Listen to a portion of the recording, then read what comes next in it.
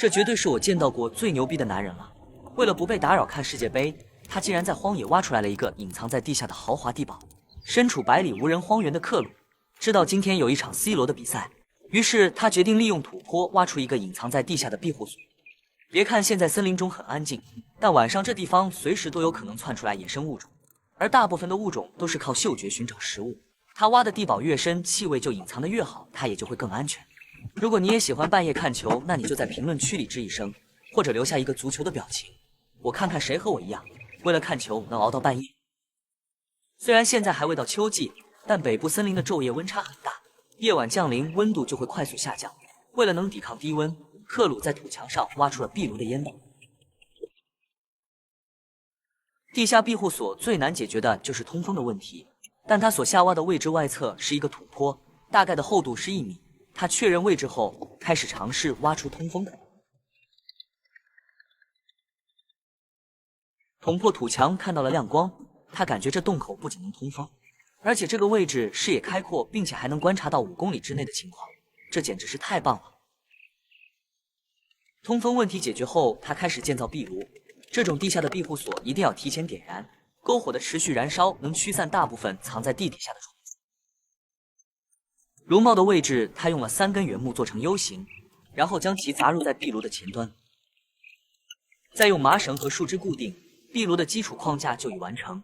为了能让柴火更充分的燃烧，他在炉门里制作了进风装置。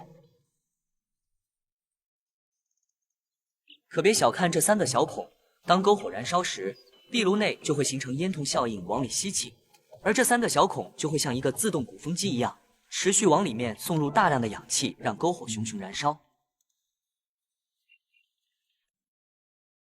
一切准备就绪之后，他开始劈柴点火，测试烟道的排烟。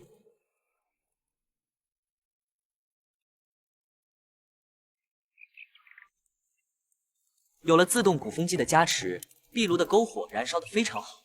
而目前看来，庇护所的烟道制作得非常完美，并没有发现有地方漏烟。喝了一口热水后，克鲁担心四周的墙壁会有塌方的风险，于是他开始在土坑的四周用原木对齐进行固定。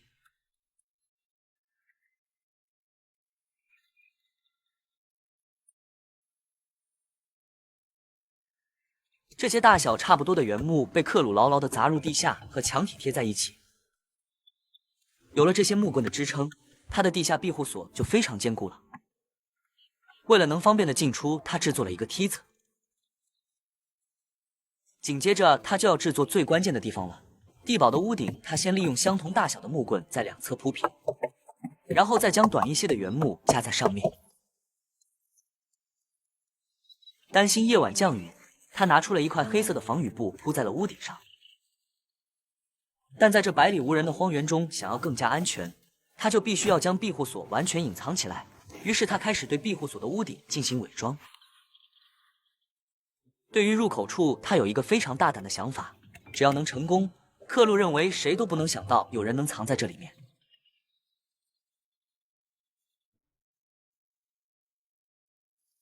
为了让大门不被烧焦，他在木头上抹了一层黄土，再将一块捡来的铁皮放在了上面。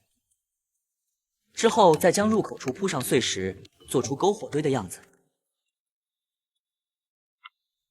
再然后，他找来了一些柴火，放到了入口上。一切就绪，他就开始继续对屋顶进行伪装。就现在这个情况，谁能想到这个破铁皮下竟然还藏着一个庇护所呢？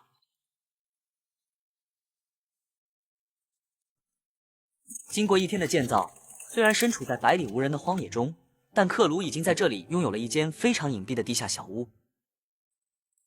休息一会儿之后，他要对地堡内部进行装饰。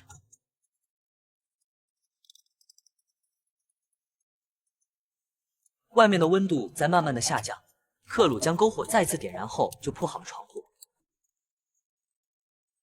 现在看着地堡的内部，克鲁感觉这应该是在北部森林中最豪华的地下庇护所了。在外漂泊1周的他，在树上住了2天，还在草垛里面过夜。而今天，他也终于能在地堡内好好的做一顿美食了。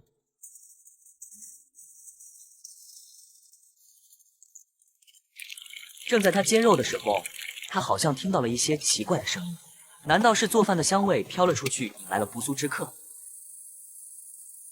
虽然没有什么发现，但他还是将篝火点了起来。现在他的地堡肯定足够安全，没有任何人能想到，这篝火下面还会藏着一个豪华的地下庇护所。现在食物也准备完毕了，他拿出了手机。今天是克鲁在中伯利亚荒原穿越的最后一天，他将所有的食材全都制作成了美食，而明天他就会离开这里。听声音，外面好像下雨了。